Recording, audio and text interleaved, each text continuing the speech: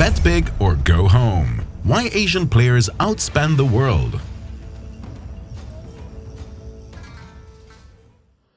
Good morning, everyone. My name is Japneet, and I'll be moderating this very interesting session here. And as she has wonderfully explained, the session would be on Bet Big or Go Home, why Asian players outspend the world. And before I make any introductions of the panel here, I would like to set some context on the topic here. We have a very interesting data about Asia that says the Asian players are spending 2.5x more than the European players and even 4x than the LATAM players. And this market is going to be more than $50 billion by 2030. And that's an interesting insight to sit with here. Now, to my left, we have a very interesting panel here. We have Paul from Claymore Solutions. We have Nagesh from Zar Gaming, Rosanna from BetConstruct, and Kyle from Arena Plus. And without wasting any further time, I'd like to just jump on to the first question here. And I would like to start the room with, why do you think that the players focus more on the signups in FTDs, and how do they know that the quality is worth spending? Any one of you can take up this first question, and then we can move into the details. Any one of you. Hi, thank you so much, Japneet. Primarily, the Asian context, most of the people are more focusing on sign-ups and FTD, which is really not an instrumental for the revenue generation point. You know, the starting point is just to have the FTD and then sign-ups. And then later, they must have to concentrate on how to engage with the player. So there are a lot of systems available in the market which need to be engaged the player on the platform, and then, and then make, because the Asian behavior is something different from the context of worldwide population. Especially for Asia, people are more interested to have the player behavior, local context, local culture, which is more predominantly playing a very big role, especially for the gaming solution. So what I suggest, it's much advanced to have the FTD, more than FTD, and they are engaging, and the retention is much more popular in the context of this. Interesting. Kyle, you're running a sportsbook here. What's your take on that? All right. Well, so first and foremost, when looking at the acquisition funnel, and to the question of this panel, is we're looking at deciphering where the value comes from and how to determine value in the users as they enter the acquisition lifecycle. First and foremost, it's actually quite quick to tell these players apart in terms of how players enter in. Generally, as we see players come in that interact with the product when they play with the bonus, essentially, and become, as we like to call them, sometimes bonus abusers or bonus players. They interact with the bonus, tend to leave, and not come back, or only come back and interact again when there is another promotion available. However, identifying the value in users, or potential early value when it comes to new users, is actually looking at how they interact with product. Are they spending more time on the website? Are they having longer session times? Do they actually engage and look and feel the different features of the sportsbook? Those early telltale signs give the indicator, ultimately, if that user is going to become a valuable user and ultimately become a return depositing customer. Right. Rosanna, your bet construct, it spans across the Asian markets. What does your data tell you? One thing that, yes, definitely Asian population is mobile first, have mobile first behavior. And what it means for operators is not longer enough to have just a mobile version of the websites. It means that understanding players' behavior and build the full experience, the full system around that behavior. And one thing that we have noticed based on our partners using our platforms, that the higher expectation, they have the higher expectation from the platforms, the mobile first users. They are very sensitive to user experience. I mean, the failing payment system, the slow loading pages, everything can, the navigation is very complicated. They can leave very quickly from the system.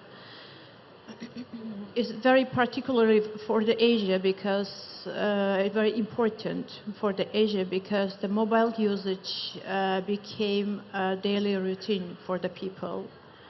And players are used to instant services in all areas in their life, and they have the same expectations of convenience from gaming platform as well. Okay, Paul, would you agree with the statements made by the three people here? What's your take on that? You see the operator brief before they build something here, but what's your take on that? Yeah, I would largely agree with what everyone is saying there. How long the players are spending on the site, as you said, Arena Plus, and yeah, I'm fully in agreement with what everyone has said. Okay. Okay. Moving on from the opening to the marketing tools that we have, and I would like to start with Nagesh, with you, to talk about the CRM. So, can you walk us through the levers? How do you actually grow the player, and how do you see it grows it over the time? How do you see it? What's your take on that? Primarily, the Asian market is very largely segmented. Like you can concentrate more on the segmentation, timing, and then the product mix, and there will be the CRM platform has to reach to the audience at the right time and the right content, and otherwise it is very it's not possible for the operators to engage to the players. So CRM is very, very important nowadays. What is happening in most of the Asian operators, they'll be using the static CRM where they will be running a CRM campaign, one particular campaign for all the database, basically, So segmentation is very, very important. So you need to understand the segmentation of the players. According to the segmentation, it is much more important to have the campaigns based on the whatever the metrics that the CRM is going to do it. So it is very, very important to have the CRM mechanics, especially for Asian context, understand the local flavor, local culture, and then do whatever the lifetime value of the user. Based on that kind of parameters, it is much more important to have the campaigns on the CRM side. Got it. Kyle, how do you know when to leave a player alone? How do we know when to leave a player alone? I think it's also about knowing when to communicate to a player. I think from a sportsbook operational perspective, timing is one of the most important things, if not the most important thing, if so, not even more than the promotion itself. I kind of like to relate it to social media and sports. If you time your messaging too early, you're often going to miss the point. The customer is not going to be ready to commit yet to that event. If you time it too late, they're already past that point when they're ready to commit, and they're probably already watching the match. The important thing that I like to bring in when it comes to CRM and sportsbook is that more than likely, to address the elephant in the room, is that you're going to fail, and you're going to fail, and you're going to fail time and time again. The important thing when you're timing your messaging is taking the data from your messaging, learning how to react to that data, and not doing the same thing over again and expecting a different result. So you collect the data whenever you do a push, whether it be about a promotion or even just a general message about a match coming up. See how that message converts to your user base, react accordingly, and adjust. And sooner than later, you'll start seeing your conversion rates going up. But how do you tackle something if something goes wrong? How do you handle that? Well, when it goes wrong, specifically on CRM and messaging, generally speaking, your promotion or your messaging is not going to convert. Ultimately, the way you react is by changing your messaging, looking at the data in terms of what those conversion rates were, and reacting accordingly. Cool. And let me ask you, Rosanna, do you have some insights from the mobile players? What do you have to say on that? Um, I mean, a player from a desktop would have a different behavior versus a mobile player. And as you know, Asia is more into mobile penetration now. So what's your take on that? You have data with you. What's your what do your statistics say? Traditionally, with desktop users, usually platforms and operators indicate the high-value users right after they make a high wager or a big deposit. But now there are a lot of signals that can we indicate as a high-value user before they make any high money deposit or high wager. So they mobile first behavior is based on they return to the platform very frequently, they answer all notifications, they interact with digital products very frequently. Of course, they may less deposit and may less wager than usually do in desktop cases. But now they keep engaged. They keep more engaged, and this is the consistency is the key. The big takeaway now, the key takeaway is that they return to the platform frequently. Right. Okay. And do you know who's going to be a high-value player even before they make a deposit? Is there a certain behavior that you look for? The high-value play is now the key is that the shift for the platforms and the operators, we need to move from transaction-based analysis to behavioral-based analysis. I mean,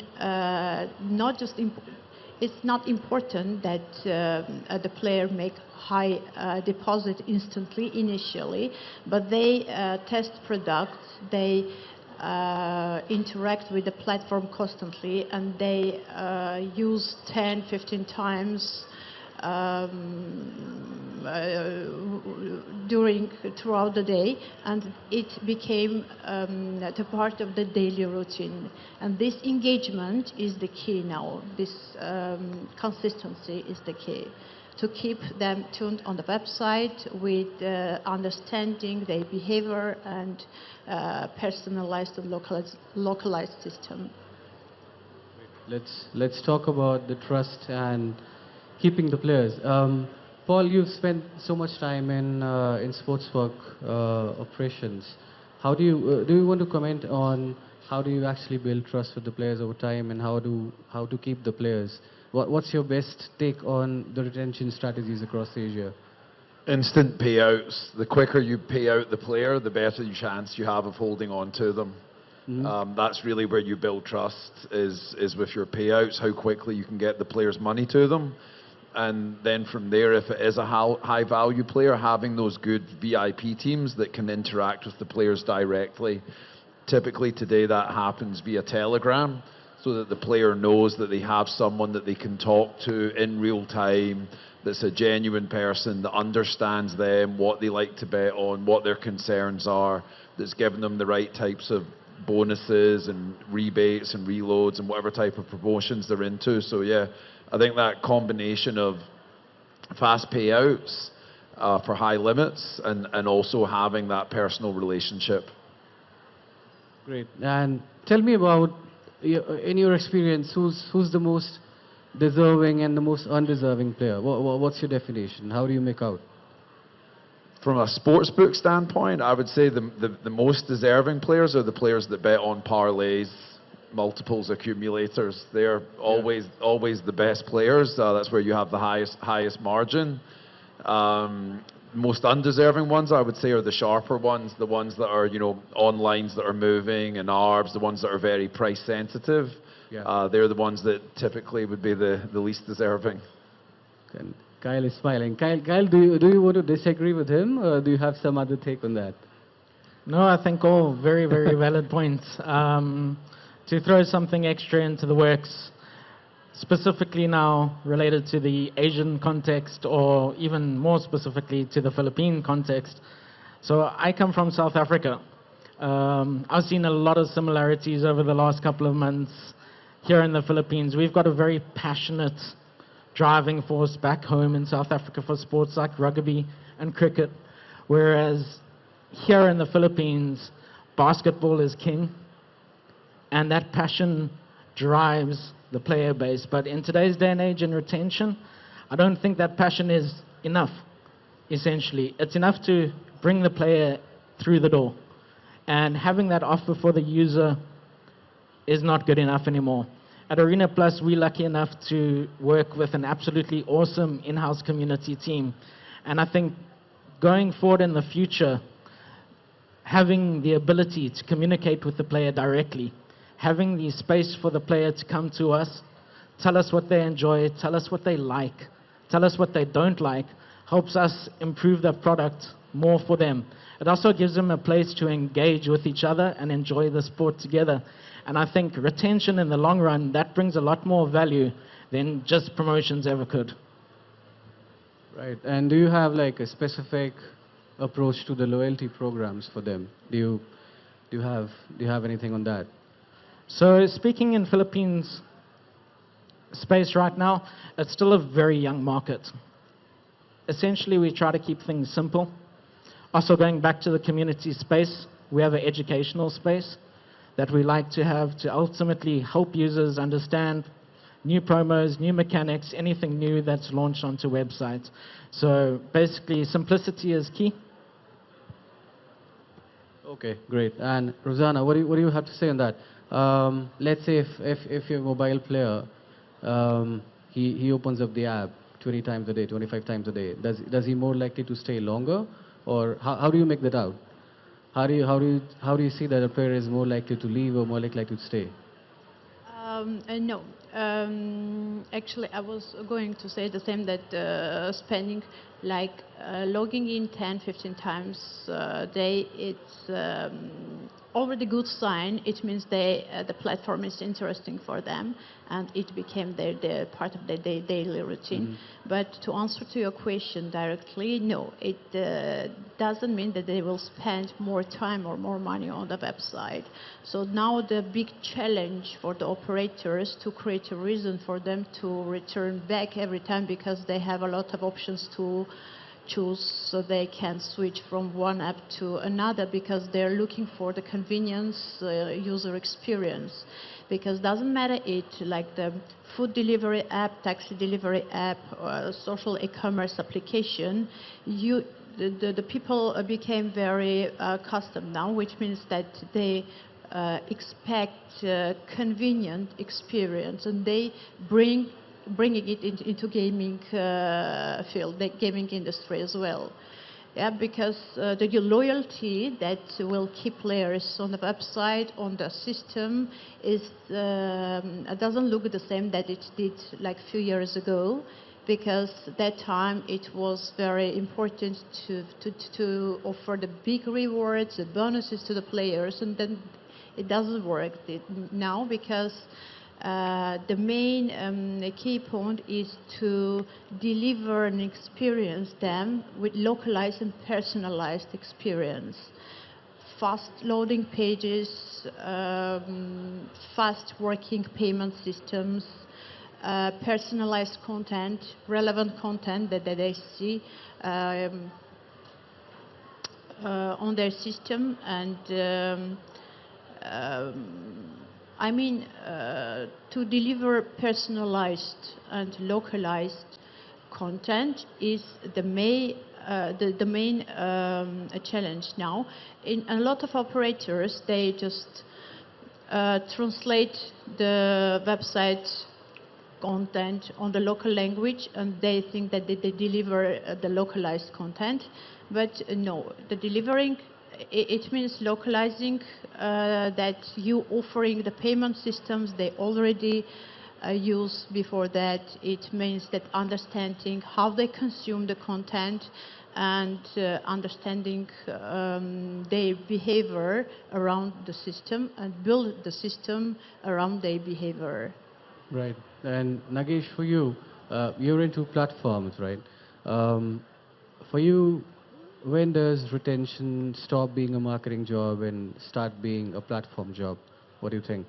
Yeah, marketing can bring the user one time to the system, for example, but the retention and the engaging with the player continuously will bring multiple times into the system. So marketing, obviously, it will be stopping. Obviously, when the platform is able to engage the user on the on the solution. Primarily, the users look at the speed of the site and also the frictionless and then the accessibility for this behavioral pattern of the user, then obviously the marketing is going to be stopped. The platform is going to be a bigger role in this space. Right. Okay. Okay. Let's move on to the next section. What's next? And Paul, I would want to hear from you. What do you think is the next big thing for sportsbooks in Asia? And my second question would be, what do you think would be the most overrated growth strategy for the sportsbook in Asia? I would hope what's next would be that other countries would follow the Philippines' lead and ideally legalizing sports betting. Wishful thinking, perhaps. Thailand's spoken about it for many, many years, and it's never actually happened. But I think the Philippines has provided a clear framework as to how to go about it. So hopefully there would be one country that would follow the lead there, so the market would grow legally.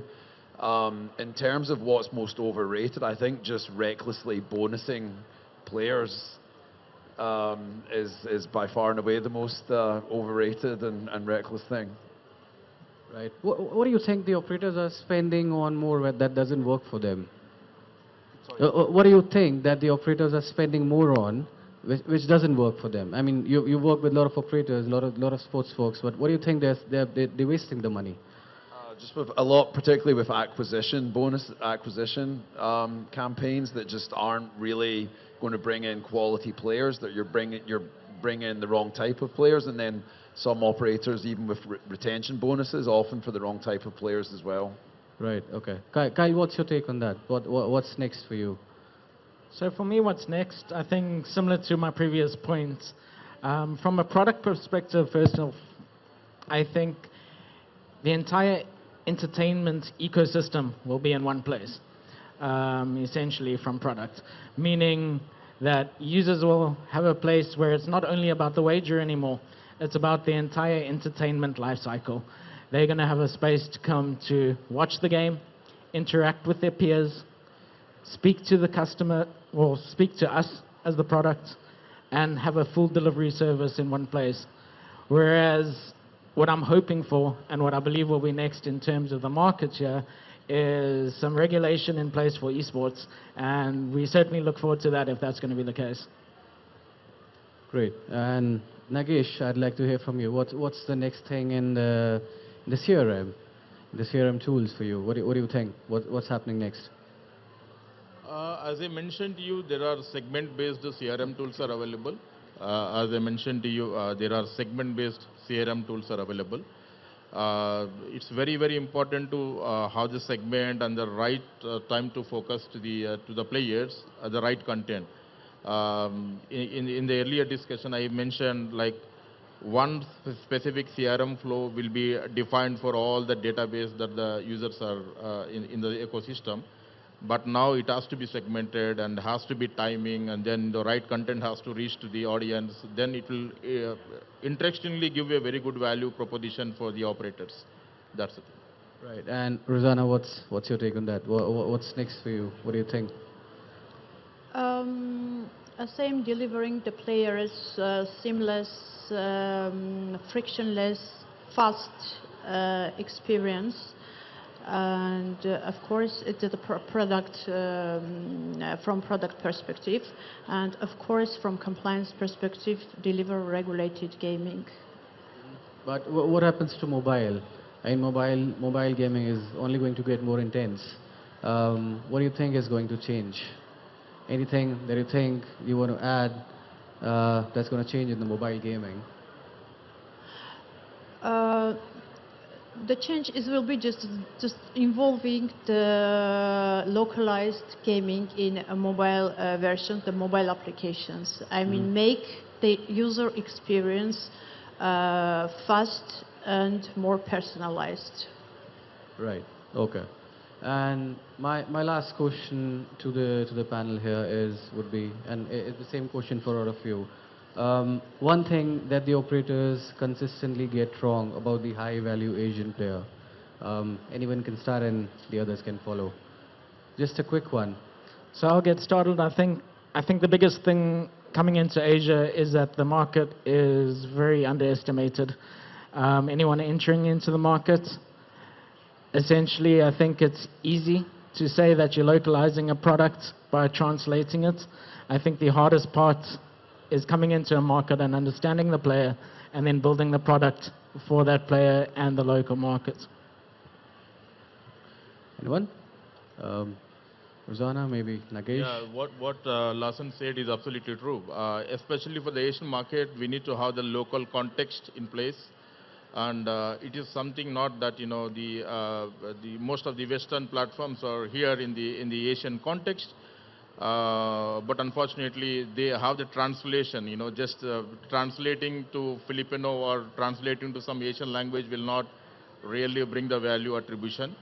The only element is to have the local culture, need to understand the local culture and stay here, understand the Filipino, and then deliver the solution for this. That's only bring the high value players into the ecosystem. That's it. Perfect. Paul, do you think Asian players have a lot of expectations? Do they have high expectations? I think so, yeah. Certainly they expect to be paid out fast. They expect the margin, the line that you're betting to be very tight, so there's not a high margin. So high expectations in those regards, yes. Right, but you work with global markets as well. How does that differentiate in Asia? You work with global markets as well, right? You work with international markets. So how does that differentiate here in Asia? Typically, the margins in Asia are a bit tighter than they are in other markets. It's more singles here, so less parlays, less accumulators in Asia than you would get in Western markets would be two of the main differences. Right, okay. And Rosanna, your quick take. One thing operators consistently get wrong about the high-value Asian player. Many operators get wrong, assuming they Asian players are driven by the big bonuses and big rewards, but just instead Asian players are expecting more convenience and fast payments, convenience experience and fast payments, and the trust, which is the most important. Perfect, great. Do you have questions from we have some time, so we can probably take a question from the public. Anyone?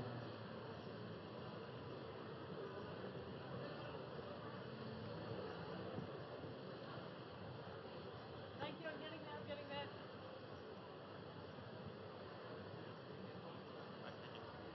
Hi Kyle, I have a question for you. Thanks for sharing. So I'm particularly interested about sportsbook because there's a real-time nature in the games. So for example, in the NBA game, there might be a courtside player that's betting on your platform. So how do you make sure that your platform, is defended against such risks? Like how do you manage the real-time aspects of your sportsbook? Just sorry, the last part of that question with regards to the NBA? Yeah, so for example, there might be a courtsider, so he's live in the game, but your platform maybe have some there's a physics involved, right? So, there might be some delays when your platform addresses the bet. So how do you manage these real-time aspects to protect your platform? Yeah, so obviously that's a big part of sportsbook in terms of risk management and being on top of risk management. It's an ongoing life cycle, I guess, of any sportsbook. People at stadiums, I think it's even more addressable to the likes of the PBA. We'll have players at a live game, and ultimately it comes down to good risk management. Having people on top of it, reviewing the bets that are coming in, having live review, staying close with our providers and partners, and then ultimately doing live review, post-review, looking at the custom that comes in, the bets that come in, and it all comes down to how quickly you can review it, get to it, and react. Obviously, we don't want to react too harshly if it's unnecessary, but when we see targeted markets or players targeting specific markets, we obviously want to try cut it off. There's many ways of doing it. You can suspend markets, you can bring them down, but ultimately we want to keep the matches up and keep the players happy. Anyone else?